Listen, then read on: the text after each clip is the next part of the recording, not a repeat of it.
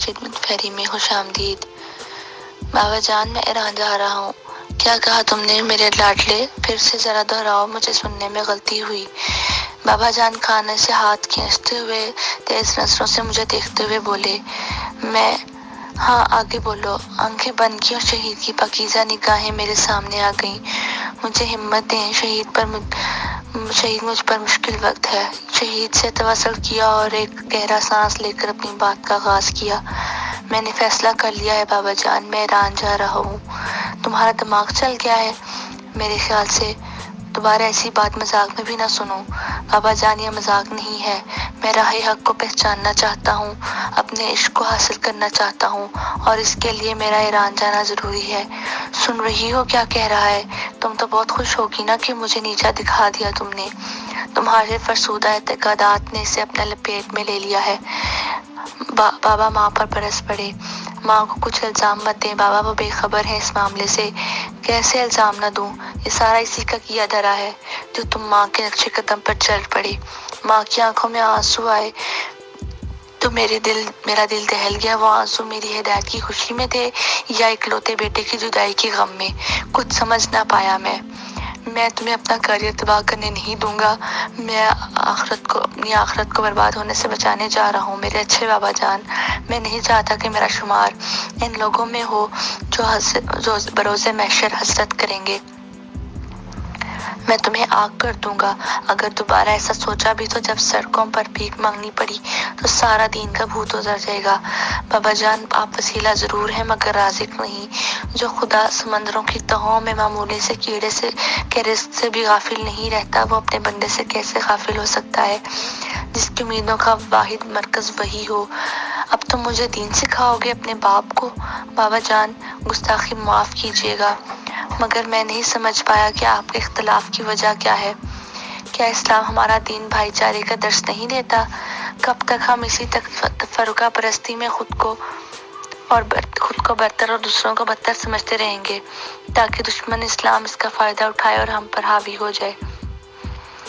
ہم یہ کیوں نہیں سوچتے کہ کچھ بھی ہونے سے پہلے ہم ایک انسان ہیں، مسلمان ہیں، رسول اللہ کی امتی اور کتاب خدا کے معتقد؟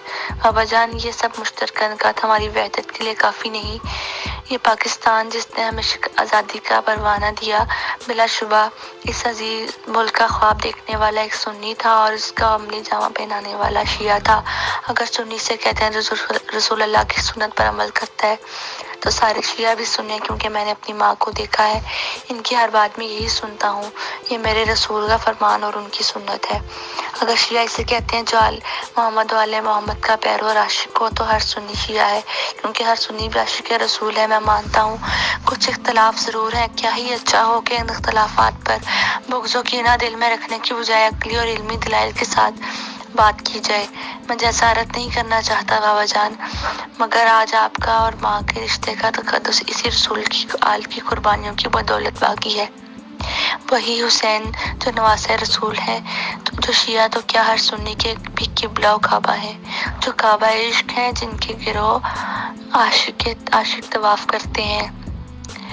آپ کا وجود خدا ہمیشہ سلامت رکھے بابا جان۔ آپ کے اور میرے آقا و مولا بھی تو وہی سید الشہداء ہیں نا۔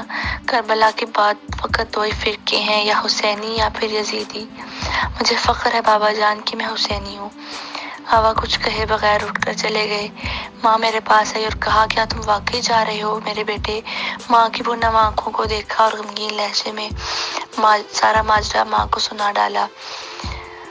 مگر میں تمہیں نہیں روکوں گی، میں اس دنیا میں تو تیری جدائی برداشت کر لوں گی میرے لخت جگر، مگر اس آخرت میں آگ میں جلتا دیکھنا بہت کٹھن ہے۔ ماں مجھے تکلیف میں دیکھ نہیں سکتی تو پھر غم نہ کرو، مہربان خدا میرے ساتھ ہوگا، میں جہاں بھی جاؤں گا۔ ماں نے روتے ہوئے مجھے گلے سے لگایا اور پھر میری آنکھوں کو چوم کر کہا، ماں ان حسین آنکھوں پر قربان ہو جائے میرے بچے، جب تم پہنچو تو میری آقا زادی حضرت معصومہ سلام اللہ علیہا سے میرا حال دل کہنا، مجھے کب اس نے زیارت ملے گا میری بیوی جان۔ ماں سے جدا ہونا اور بابا جان سے ایسے وقت میں جب مجھ سے خفا تھے مشکل تھا۔ میں امتحان دینے آؤں گا کیونکہ دین رہبانیت کا نام نہیں، آخرت میں بھی اچھی جگہ کے لیے دنیا کا بھی بہتر ہونا ضروری ہے۔ بابا کو راضی کرنے کے لیے کوشش ضرور کرنا. ماں ان کی ناراضگی مجھے اذیت دے رہی ہے مگر میرا جانا ضروری ہے. میری فلائٹ کا وقت آ گیا ہے. بابا کے کمرے میں گیا اور دیکھ کر حیران ہو گیا کہ بابا میری تصویر کو ہاتھ میں لیے رو رہے تھے. جیسے ہی مجھے دیکھا میری طرف آیا اور گلے سے لگا لیا. ایسا زندگی میں آج پہلی بار ہوا تھا. آج جب اپنے دل نے چوٹ کھائی ہے تو احساس ہوا ہے کہ خدا بھی چاہتا ہے اپنی رحمت سے آگ کر دیتا. میری نافرمانیاں حد سے بڑھ گئیں اور میری رحمتیں بڑھاتا گیا. مجھے معاف کر دو بیٹا. میں مجرم ہوں تمہارا اور تمہاری ماں کا. میں تمہیں جانے سے روک کر مزید گناہگار نہیں بننا چاہتا. تم نے جو باتیں مجھ سے کی ہیں کھانے کے ٹیبل پر، ان سے میں یہ سمجھ گیا ہوں کہ جس راہ کا انتخاب کیا ہے یہ فلاح کا راستہ ہے. جاؤ تمہیں دیر ہو رہی ہے. دروازے سے قدم باہر نکالا ہی تھا کہ بابا جان کی آواز پر پلٹا. میسم جان، مجھے بھی فخر ہے کہ میں حسینی ہوں.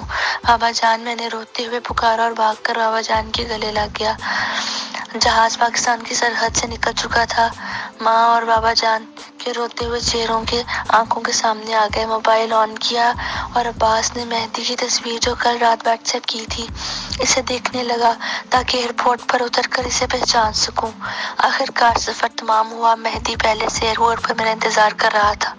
سلام اور احوال پرستی کے بعد اس نے ایک ٹیکسی والے کو اشارہ کیا اور میرا سامان ٹیکسی میں رکھوایا.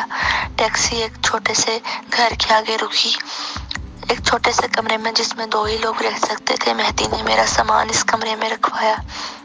تم یہاں بیٹھو اور منہ ہاتھ دھو کر فریش ہو جاؤ. اس کے بعد پردہ اٹھا دوسری طرف چلا گیا. میں سمجھ گیا یہ کمرہ صحن کے ساتھ منسلک ہے اور پردے کی دوسری جانب گھر ہے.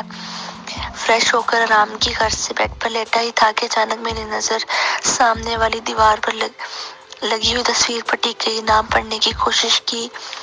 شہید انقلاب عاشق امام خمینی، شہید حاج یوسف. شہید بہت روب و وجاہت کا